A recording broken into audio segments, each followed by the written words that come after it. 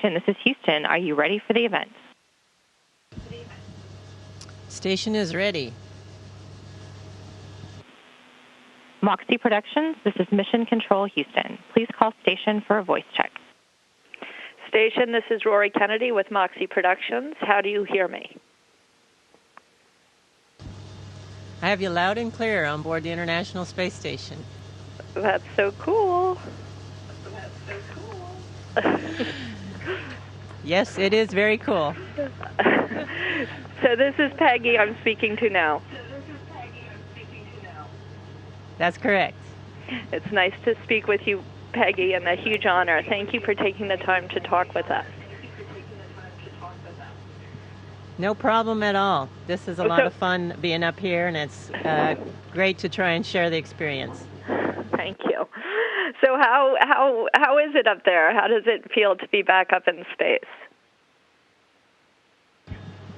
Well, you know, I thought maybe because I'm a little older and things have changed. It's been 9 years since I'd flown, 8 years since I'd flown, so I thought maybe my attitude would be a little different. If anything, I think I'm enjoying it even more. It feels like the right place to be. That's fantastic. They need to interrupt. Oh, they need to tell you something, Peggy, apparently. Apologies, please use your on-off switch between questions and answers. Okay, copy. Okay. How was the Soyuz ride up there, Peggy? That's when our crew was last with you. How was your voyage? Actually, the Soyuz liftoff was even smoother than I remembered it being. The 2 days on board the Soyuz waiting to get to the space station, that was almost as boring as I remembered it would be. My crewmates were a lot of fun to chat with, but it is a little bit boring waiting to get here because there's just not that much you can do in the Soyuz. It's pretty small space. Well, I imagine it's nerve-wracking, too, because, you know, there's still, with all the times you've been up there, there's the reality of the risks that you're taking and going up into space.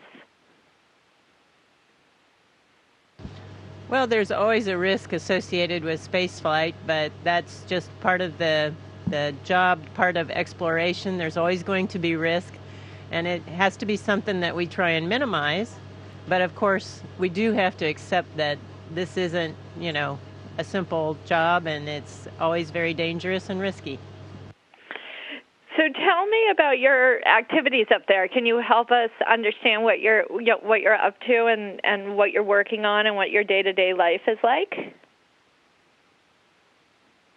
Well, last week we did an incredible amount of different scientific investigations, installing them and putting them in place and starting them up. And in one case, we had a problem with one that does combustions, an experiment that looks at combustion. And so we've spent some time troubleshooting that, trying to determine what is wrong with the rack system, that I can't remove the cartridge. It's a very complex piece of hardware. And so we've done some very complex troubleshooting. Yesterday and earlier today, we were doing some of finishing up the servicing of the internal thermal control loops. So we have a huge variety of different things that we do on board the space station on a day-to-day basis. And it's just based on the needs and the priorities that are set to us from the ground. It's always fun, though. Every day is a little different than the day before, and we're always directly contributing to spaceflight, so I get a kick out of it every single day. I bet you do. And how is the impact on you and your body? Are you feeling that? I imagine it's pretty extreme conditions to adapt to.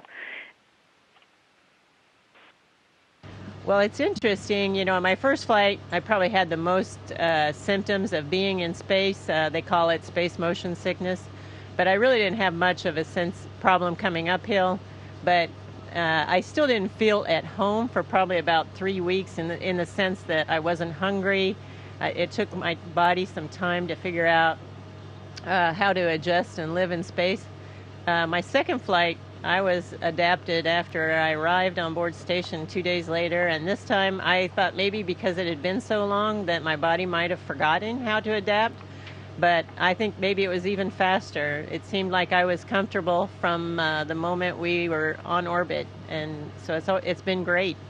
I feel at home. Now, the place is a lot bigger. Home's a lot bigger than it was last time I was here. Isn't that amazing? Gosh, it's so fun to think about.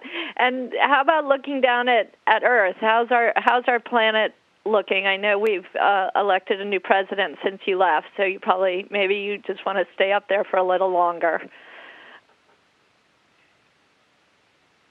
Our planet is still just amazing. If anything, I think I maybe forgot how much it actually glows. It is just so beautiful. It's hard to capture in pictures, but it really does glow. And as I have talked to you a little bit before, I love the sunrises and the sunsets. They're my favorite times. And watching that thin line, it's just amazing with all incredible shades of blue as the sun rises and as it sunsets, just amazing colors. It's a beautiful view.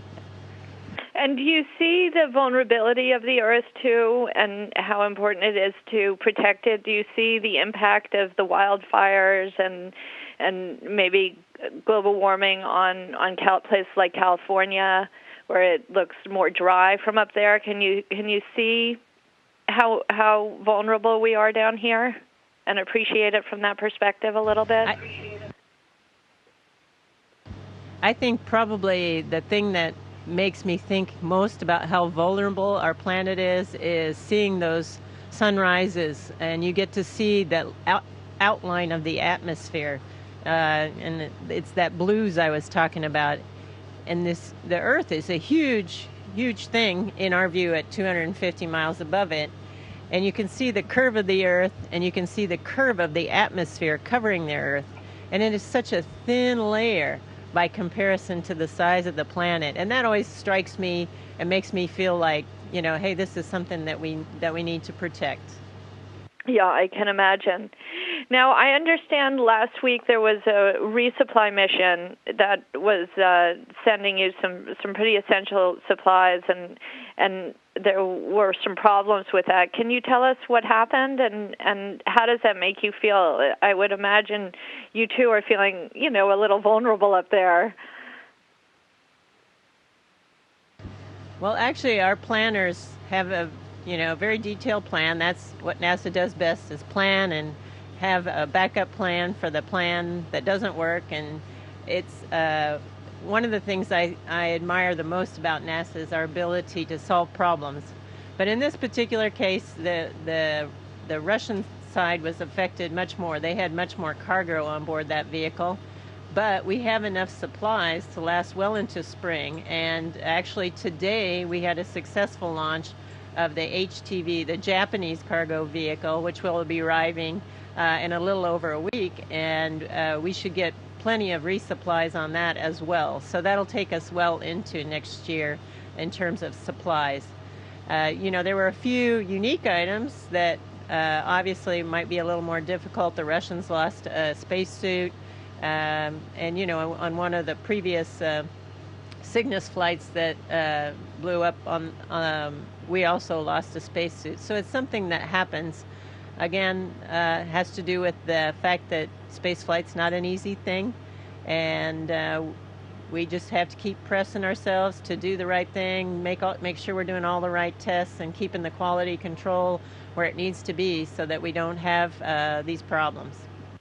That's awesome. I'm told I've got only one more question for you, which is if you could tell me what your plans are for the next 157 days that you're up there. It's a huge amount of time, and what you're missing from planet Earth during what you anticipate you'll be missing during that time. Well, probably the thing that I'll miss the most is food. Although our guys do a great job trying to give us food that we like, the lack of variety, I think, is probably the one thing that in the past, my previous experience has shown that's the one thing that gets a little boring. In terms of other things, it's great to be able to have the IP phone and email access so I can talk to family and friends, and I don't really feel particularly isolated. So I don't really think I'll miss them too much, other than, it's just being there in person with them. But it's great to be able to stay in touch with everyone. Well, that's fantastic. So I don't really think I'll miss a lot, and I'm going to be very excited about contributing to the science program up here. Well, listen, it's an honor to speak with you, and we appreciate the personal sacrifice you make to be up there and your willingness to put yourself in a very vulnerable position, a very exciting position too, but for the sake of humanity and exploration and taking us into the future and helping ignite our imagination. So it's a huge honor to speak with you, and good luck with all of your work, and we'll be thinking about you as you go 17,500 miles whipping around the planet. Yeah, it is a great job, and I'm honored to be here. All right, you take care, Peggy. Be safe, and we'll talk to you when you're back on planet Earth.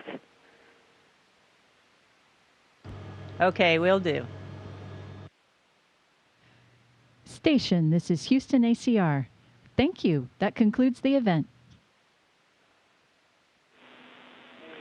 Thank you to all participants with Moxie Production.